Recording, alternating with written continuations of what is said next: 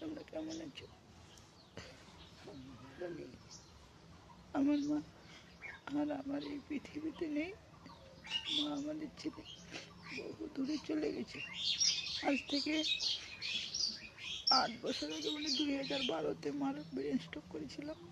তখন নার্সিংহোমে ভর্তি করেছিলাম। ডাক্তারবাবু বলেছিল যে ব্রেন টিউমার হয়েছে। তখন আমরা অনেক কান্নাকাটি করেছিলাম, কিন্তু ডাক্তারবাবু বলছিল রোগী যেন শোনে না, যেন ব্রেন টিউমার হয়েছে। এমনই দুঃখের বিষয়, মা কোনোদিনই জানতো না যে মার ব্রেন স্ট্রোক করেছে। মা বলতো আমার মাথায় যন্ত্রণা হয়।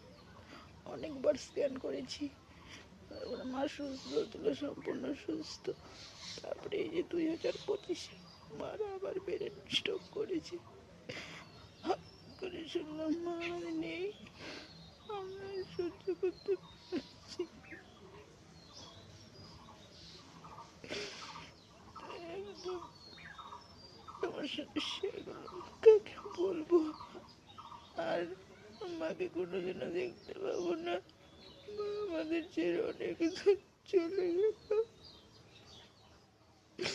মাকে বলতেও পারলাম না যে মা তোমার বেড়ে